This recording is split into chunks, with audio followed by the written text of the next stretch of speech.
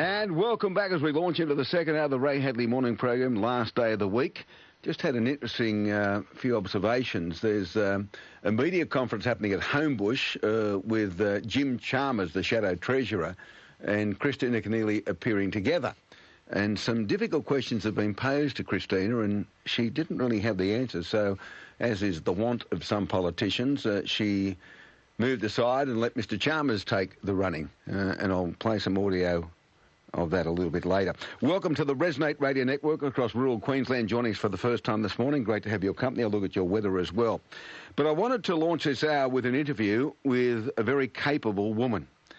You may have heard me talk to her on the phone recently, Di Lee. Now, she is the Deputy Lord Mayor of Fairfield. She is, of course, a person who will also be representing the interests of her constituents at the forthcoming federal election as an independent. And there are reasons she's done that. I had discussions, of course, with Frank Carbone, the Mayor, a number of times about whether he would stand or his colleague would stand. And she's decided to throw a hat in the ring. And this is a woman who represents her constituents in no small way. As people in other parts of Australia will understand, that area has been the domain of immigrants ever since I can remember. And I go back to the post-war era when people from all sorts of parts of Europe came, Greeks, Italians, Maltese, whole range of people. Then, of course, through the 70s, many people repatriated from Vietnam went there and have made contributions to the area. It's been a tough area, a very tough area. It's been the domain of Labor. But all of a sudden, the contempt that's previously been shown for this seat of Fowler, is being replicated with the parachuting in of Christina Keneally from Scotland Island. And that was all predicated on the fact that she couldn't win a Senate seat when Deb O'Neill took the position in New South Wales ahead of her, so she couldn't return to opposition or government in the Senate. So the power brokers at the Labor Party said, oh, what are we going to do now? We've got to send her somewhere. Oh, Fowler, it's available, let's send her out there. There's a retiring MP, let's just send her there. Thinking that people would tumble for it, having seen them vote time after time in both state and federal elections in that area for the Labor Party. Hence the introduction of Di Lee, not just to my program, but also to the political arena in a broader sense. Good morning to you. Good morning, Ray. Thank you for having me here today. Now, we had a discussion previously, and many people in your area know exactly who you are and what you stand for and where you came from, but maybe for the rest of Australia, you can tell us your background and how you came into local government politics as you are now. Look, my background is I'm a refugee, so I, escaped Vietnam at the end of the war and from communism, and spent years in refugee camps, actually. We got processed there before being accepted to resettled in Australia at the end of 79. And so I grew up here, my family grew up in Cabramatta, and got educated here. And in 2008, over a car parking issue, I campaigned for a car parking in Cabramatta because people were wanting a car parking, and there has been no car parking with, safe labour locally, state and federal. And we managed to get that moving, and I got elected as a result of campaigning on that issue. See, it's most enlightening, if I can just interrupt you, that timeline you spoke about being in refugee camps and then applying to come here and coming here. The point I always make, and sometimes I get shouted down, that people like you, legitimate refugees in camps, not just at that time in Vietnam, but at the moment in Afghanistan, in Ukraine and other areas across Europe, for every person that sails in here as an economic refugee and pays $10,000, $20,000, $30,000, it means someone like you or your family get shoved down the list a bit further, because there's a finite number of people we can take. And I've always said that I think we have the right to obviously process. I mean, we went through the process, being processed, and I think the countries such as Australia or any countries have the right to actually ensure that people are genuinely seeking refugee status and seeking to, escape from conflict zones and fear of their lives. So, therefore, we waited. We waited for years in refugee camps, and there are very genuine refugees waiting for that opportunity to be resettled. So absolutely, it is important. We have the right as a country to vet and to process genuine refugees. Now, in relation to your community. Christina Keneally knows bugger all, if you'll pardon the old Australian expression, about your seat. She knows nothing about it. You've lived there. Yeah. You know about it. I note in recent times that advertising pictures of you have been defaced. We don't know who's doing that, and we wish they'd stop. But what right does the Labor Party have to impose someone with no connection with the area, none whatsoever?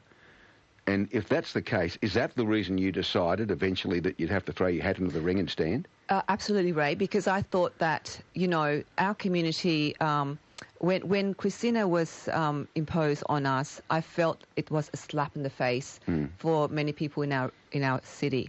And I felt like, weren't we good enough to have somebody from the community represented and being at that decision-making level?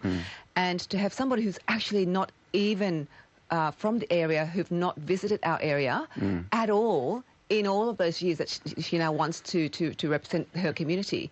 I just thought somebody has to do it. And I was encouraged by the community, and of course I was encouraged by the Mayor, Frank Carbone. And as you know, we just came out of a very successful local government election whereby we had 10 independent local councillors elected out of 13. And so we felt that, hang on, our community is kind of ready now to say we can speak up for ourselves, we can fight for our resourcing, and we have had no resourcing and funding given to our community for decades. And people said, oh, that's because in the last 10 years Labor hasn't been in power. But when they were in power, nothing has been given to us, including, for instance, our Fairfield Hospital. Like, it has been the same since it was for the last 30 years. It's now being used as a triage rather than actually a hospital that actually cares for the elderly and those in need in our community. One of the things, you talk about why you did it, but Labor did have an option.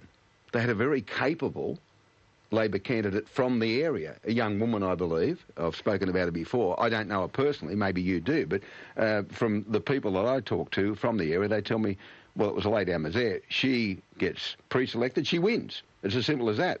She suits all the type of criteria. She is from the area. She's a woman. She's a Labor person, and it's, for all intents and purposes, a Labor area. Do you know that young lady? I know the young lady, and yes, look, I know that she was identified by the former MP, Chris Hayes, as the candidate. And but obviously the Labor Party had thought better otherwise. And you know what, they did not just do it to Fowler, but they also did the same in the next seat, obviously, as you know, in Parramatta, where they brought two people who are actually not connected at all to that community. And it baffles me why they made that decision. OK, I'm talking to Di Lee, the independent candidate for the seat of Fowler, challenging Christina Keneally. Well, I say challenging, she's not the member, but Labor do hold the seat. Let me just go back in time. A very capable young woman, Laura Jays, on Sky News, directed some rather interesting questions towards Christina Keneally. Let's hear her reaction. To come to Australia by boat, you will not make it. Well, there are circumstances if a boat cannot be turned back, if it's been sabotaged, if some of the occupants of the boat end up in the water and they need to be taken aboard an Operation Sovereign Borders vessel. The question is, they will be what taken happens? To Nauru. They will be taken directly to Nauru. They will be taken to Nauru. That is not something they will be taken to Nauru. Is that something that has directly happened under this government? Usually they're taken ashore to processing and then taken. Yeah, I mean, I think there's just a gap here. Laura, there is no gap here. People do not go on temporary protection visas anymore because if they are intercepted, they are taken to Nauru. And as I explained to Kieran the other day, even if people are transferred to Australia from Nauru for medical treatment, they don't go on temporary protection visas. They're either here under ministerial permission with no visa, or they're on a bridging visa. Yeah, a bridging visa, which is an entree to the immigration system, of course. Now, I said yesterday, and I'll repeat today, that was a tone that was rather condescending to a very capable female reporter, Laura, and then deferring to the fact she'd spoken to Laura, one of her senior colleagues, Kieran Gilbert, is also placing Laura in a most unenviable situation. Now, Laura could have challenged her But then Laura's the one that will be attacked on social media if, in fact, she did challenge Christina Keneally for speaking to her in that fashion. Just not right.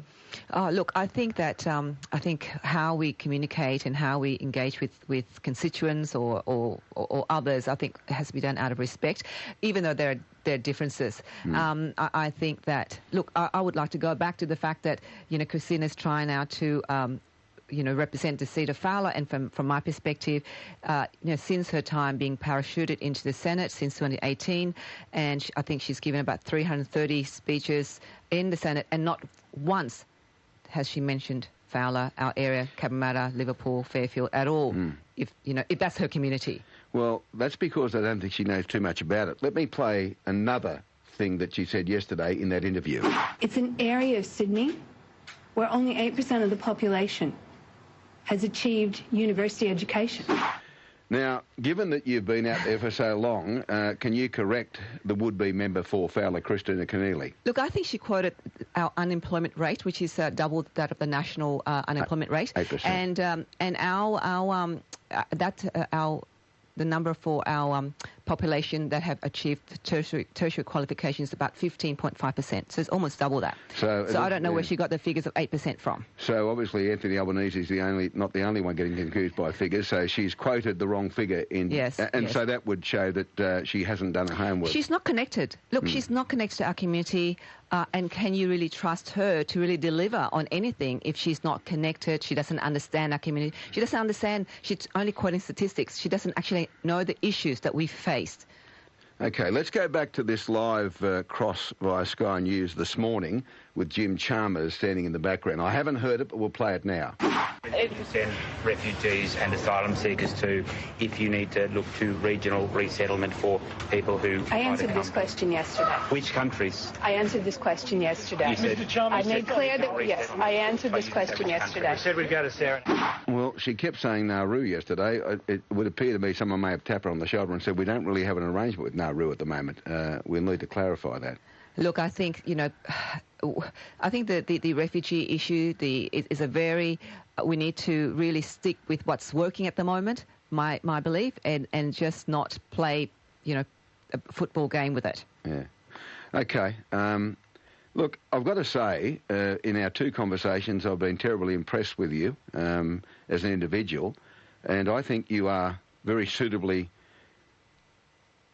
there to represent the people of Fowler. I just hope the people of Fowler understand they've got a choice between you, a local, and I know that, in some respects, people blindly follow a party, not candidates, in our election process. But I'd say to everyone in Fowler that's listening, and tell your friends, tell other people, here you have a very capable woman who represents your seat and knows all about the problems you confront and would be there representing your interests in, of course, the federal parliament. Now, if you were to be elected as an independent, has anyone sought answers from you from either the Labor or Liberal Party about which way you will swing, so to speak, as an independent? No, no one has sought, but Ray, as you can appreciate, I'm an actual independent, and if I was to get elected, I know that I'll be elected based on the policy platform that I actually have been campaigning on, which is more funding. And I challenge Labor and Liberal to now come up with funding and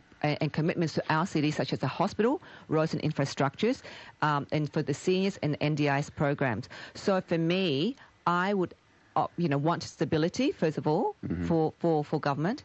And for me, that is, at the moment, we're 4 weeks away anyway, so it's going to be still waiting to see what's going to happen. You could be a very powerful voice in federal parliament for Fowler if, in fact, it comes down to 1 or 2 seats. If there's a hung parliament, a very powerful voice.